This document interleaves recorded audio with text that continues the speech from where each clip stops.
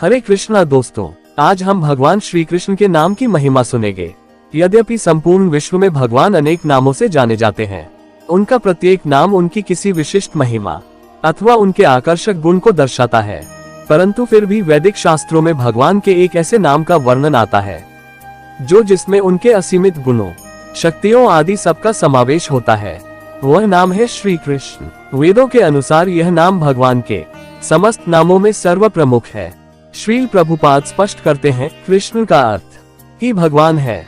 संपूर्ण विश्व एवं ब्रह्मांड में भगवान के असंख्य नाम हैं, परंतु वैदिक शास्त्रों के अनुसार कृष्ण उनका सबसे पहला नाम है। वे आगे लिखते हैं, भगवान कार्यकलापों के आधार पर उनके अनेक नाम हैं, परंतु चूंकि वे अनेक ऐश्वर्यों से पूर्ण हैं और उन ऐश्वर्यों से सबों को आकृष्ट करते हैं, इसलिए उन्हें कृष्ण सर्वाकर्षक कहा जाता है। संपूर्ण वैदिक वाङ्मय श्री कृष्ण के पवित्र नामों के दिव्य गुणों का बखान करता है। पद्म पुराण में लिखा है, श्री कृष्ण के पवित्र नाम आध्यात्मिक आनंद से परिपूर्ण है। चूंकि वे आनंद के भंडार श्री कृष्ण से अभिन्न हैं, वे समस्त आध्यात्मिक लाभ प्रदान करते हैं। किसी भी दृष्टिकोण से इन नामों में भौतिकता का लेश नहीं है और यह स्वयं श्री कृष्ण से अभिन्न है। चूंकि श्री कृष्ण भौतिक गुणों से परे है, इसलिए उनके नाम में भी किसी भी प्रकार की माया का प्रश्न नहीं है। श्री कृष्ण के नाम नित्य मुक्त तथा अलौकिक हैं। वे कभी भी भौतिक प्रकृति के नियमों के अंतर्गत नहीं आते। ऐसा इसलिए क्योंकि श्री कृष्ण के नाम और श्री कृष्ण दोनों एक ही हैं। अनादिकाल से करोड़ों भक्तों और साधु संतों ने श्री कृष्ण के नामों का जप करके आध्यात्मिक पूर्णता प्राप्त की है, परंतु इतिहास दिखाता है कि इन नामों को जन साधारण के लिए सहज सुगम बनाने का कार्य श्री चैतन्य महाप्रभु ने किया, जो 500 वर्ष पूर्व पूर्वी बंगाल में जन्मे श्री कृष्ण के अवतार थे। उन्होंने कलियुग में आध्यात्मिक पूर्णता प्राप्त करने के लिए हरे कृष्ण महामंत्र के कीर्तन की स्थापना की। वैदिक खगोल शास्त्रों के अनुसार सृष्टि के कालचक्र को 4 भागों में विभाजित किया गया है। इसका आरंभ सत्ययुग से होता है और फिर धीरे धीरे पतन होकर अंत में कलियुग आता है। कलियुग के प्रमुख लक्षण हैं कलह और दम। वैदिक शास्त्र चारों में से प्रत्येक युग के अनुकूल आत्म साक्षात्कार की एक विशिष्ट पद्धति प्रदान करते हैं। उदाहरण के लिए सत्ययुग के लिए ध्यान पद्धति थी, जिसमें साधक को कठोर तपस्या करते हुए आजीवन योग नियमों का पालन करना होता था, परंतु आज कलियुग में उस जटिल योग पद्धति का पालन करने के लिए न तो हमारे पास आवश्यक शारीरिक एवं मानसिक शक्ति है और न ही पर्याप्त इच्छा शक्ति।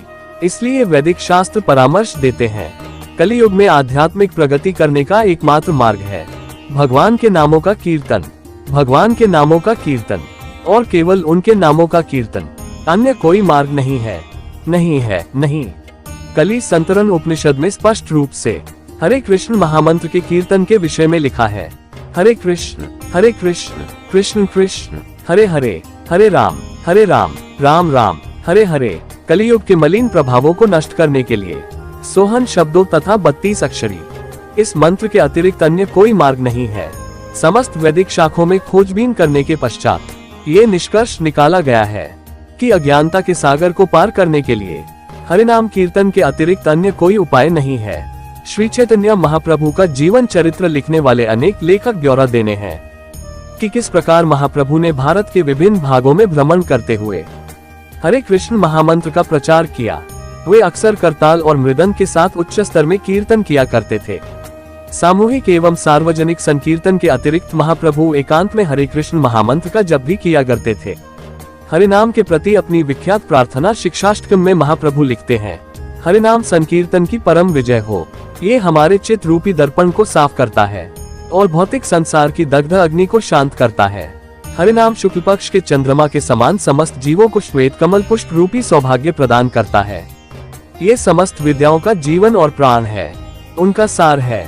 ये दिव्य आनंद के सागर की निरंतर वृद्धि करने वाला है।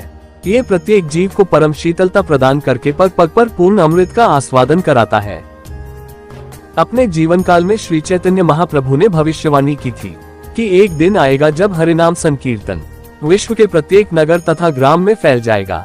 आने वाली 4 शताब्दियों तक ये भविष्यवाणी एक रहस्य बनी रही और तब महाप्रभु की परंपरा में एक महान आचार्य श्रील भक्ति विनोद ठाकुर आए। 1885 में ठाकुर भक्ति विनोद ने लिखा, श्री चैतन्य महाप्रभु केवल लोगों का उद्धार करने के लिए नहीं आए थे, उनका प्रमुख उद्देश्य सनातन धर्म का प्रचार तथा संपूर्ण ब्रह्मांड के समस्त राष्ट्रों के एक एक जीवन का उद्धार करना था।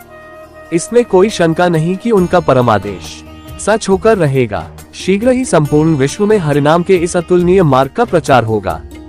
ओह, वह दिन अवश्य आएगा जब सौभाग्यशाली अंग्रेज, फ्रेंच, रूसी, जर्मन और अमरीकी लोग हाथों में पताकारिये, मृदंग और करताल लेकर अपनी गलियों और सड़कों में हरिनाम संकीर्तन करेंगे। ओह, वह दिन कब आएगा? कुछ ही दशकों में भक्तिविनोद ठाकुर की भविष्यवाणी सच हो गई। भारत के महान आचार्य और आध्यात्मिक एवं सांस्कृतिक राजदूत कृष्ण कृपा श्री मूर्ति AC भक्तिवेदांत स्वामी प्रभुपाद 1965 में न्यूयॉर्क ईस्ट विलेज पहुंचे, जो 60 के दशक में हिप्पियों का गढ़ माना जाता था। श्रील प्रभुपाद श्री चैतन्य से चली आ रही परंपरा में 10वें आचार्य थे और उन्होंने अपने आगमन के 1 वर्ष के भीतर ही अंतर्राष्ट्रीय कृष्ण भावनामृत संघ की स्थापना कर दी।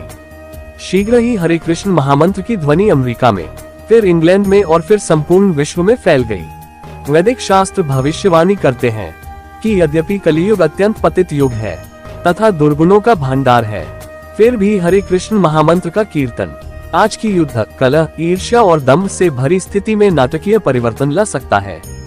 इन प्राचीन ग्रंथों में उस सुनहरे युग का उल्लेख आता है जिसमें हरिनाम संकीर्तन के माध्यम से कलियुग की पीड़ाएं और समस्याएं क्षीण हो जाएंगी और चारों दिशाओं में लोग आर्थिक, राजनैतिक, सामाजिक, सांस्कृतिक और आध्यात्मिक रूप से सुखी हो जाएंगे। श्रील प्रभुपाद जी वर्णन करते हैं, कलियुग 4,32,000 वर्षों का है, जिसमें 5,000 वर्ष बीत चुके हैं। इस प्रकार अभी भी 4,27,000 वर्ष शेष हैं। इन 4,27,000 वर्षों में से 10,000 वर्षों का एक सुनहरा युग है, जो 500 वर्ष पूर्व श्री चैतन्य महाप्रभु के आगमन के साथ प्रारंभ हुआ है। ये स्वर्णिम युग कलियुग के पतित जीवों को एक अवसर प्रदान करेगा कि वे कृष्ण भावनामृत आंदोलन तथा हरे कृष्ण महामंत्र को स्वीकार करके भौतिक जीवन के भयानक चंगुल से मुक्त हो जाएं और इस जीवन के पश्चात भगवत धाम लौट जाएं। जानकारी अच्छी लगी हो तो वीडियो को लाइक शेयर करें और चैनल को सब्सक्राइब करें। हरे कृष्ण।